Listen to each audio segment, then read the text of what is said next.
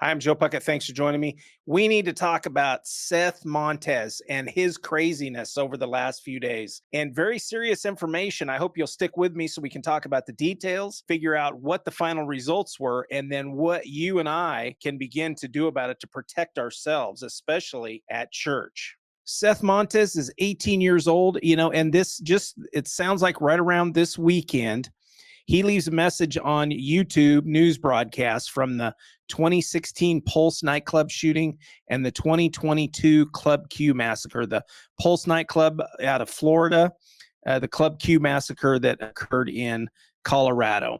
And apparently he decides that he's going to say these things and some outrageous stuff that he puts on these YouTube sites. These are news broadcasts from those two violent incidents. And he puts on there things like, I'm going to get on the news next week and go down as the biggest church shooter on record against homophobic Christians. He puts this stuff on YouTube, and there's a lot more. I mean, he's puts on here, I am going to church next week. Kill goal apparently is at least 20 people or whatever that goal is. His massacre goal, his goal is at least 20 people.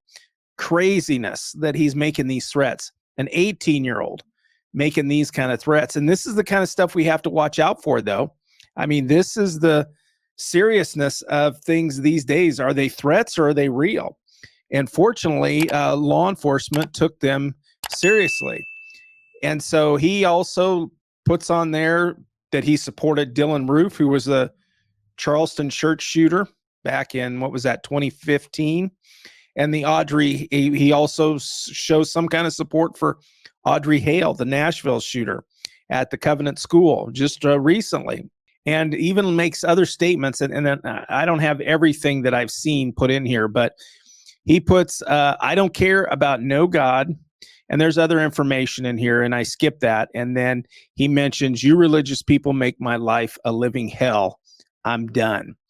And so basically what happens is the FBI sees this stuff.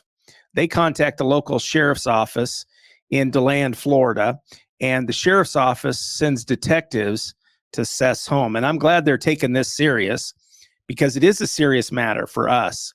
You don't know. I mean, this starts fitting the bill here. Currently, this fits the bill for what we've seen happen in the past, that actually they continue and become active shooters at churches. So he's going right down that same path. Is he serious or is he not? Let's talk about it. Let's look at it just a little bit more.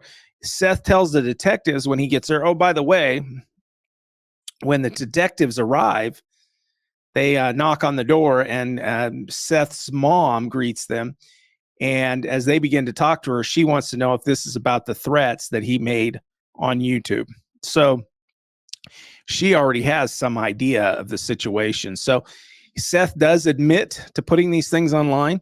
He tells detectives he was trolling or trying to incite emotional responses on YouTube, trying to get people to communicate with him and incite some kind of response.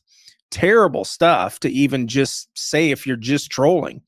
Seth said he was curious about mass shootings, but had no plans of harming anyone. And that's classic of what we see. We just talked about the study that's ongoing since 1966 the other day, and it shows us that many of these people are showing some of these things and saying some things and making accusations on the internet prior to actually engaging. In fact, it's 48% are leaving little clues out there that they intend on doing something. So he said he was just curious. And again, in our studies, that shows that they had signs. Many of these shooters were curious about violent incidents in the past. So they'd study him a little bit, look at him and see. He said he was curious.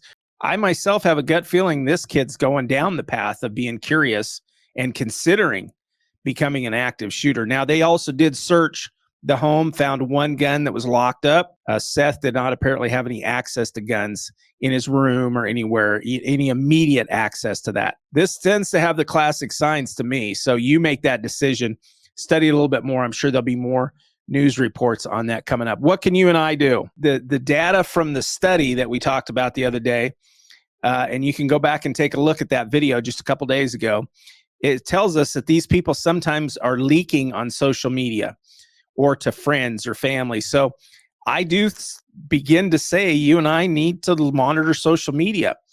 If you have somebody that's coming to your church that's suspicious, or somebody that visits that's suspicious, or you're concerned about, if you can get their name and get their Facebook information or their social media information, I say that you monitor it. I think that we need to start. That's one thing you and I need to do. Fortunately, law enforcement was doing their job in this situation. But what if they don't see it or nobody reports it to them? Is you and I need to be paying attention to that stuff. Or maybe it's so subtle that they're not catching it yet. You and I need to be paying attention to that. Set up your own tip line or tip email. And we talked about this during the Sutherland Springs incident, because that was kind of some family turmoil going on there, some threats, as I understand it. And so set up we need a line where somebody can send you a note or send you a text and say, we've got problems. It might be family problems, people problems. I know this friend, and they're starting to act out of control, and they're starting to maybe make threats about church, or they hate church, or whatever that is.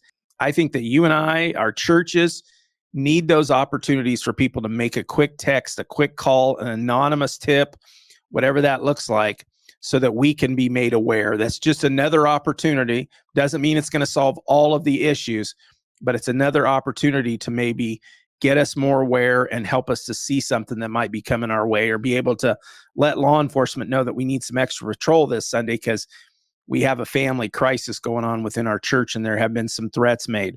Continue preparing, training, and keeping a watch out for what does not look right. So we need to keep doing the things that we've been doing, and the watching the parking lots, trying to narrow our entrances down to one entrance or as few as possible, that we're watching those entrances, and that we have somebody on site that is armed that can take care of the situation, or at least confront a shooter so that they don't have complete control over us. And continue to do what you're doing. Training, we need the training.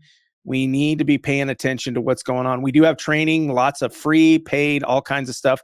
If you look down in the comments here on YouTube. Also, I would encourage you to like and subscribe here. That helps us spread out a little bit more across the YouTube and the internet world, and it gets us connected with you. And that's my important goal, is we want to continue to build our team here, our community, where we can reach out and give advice and leave comments for each other so that we can share experiences to help improve each of our team. Thanks for watching, and I hope you'll take a look at this next video in your journey in church security.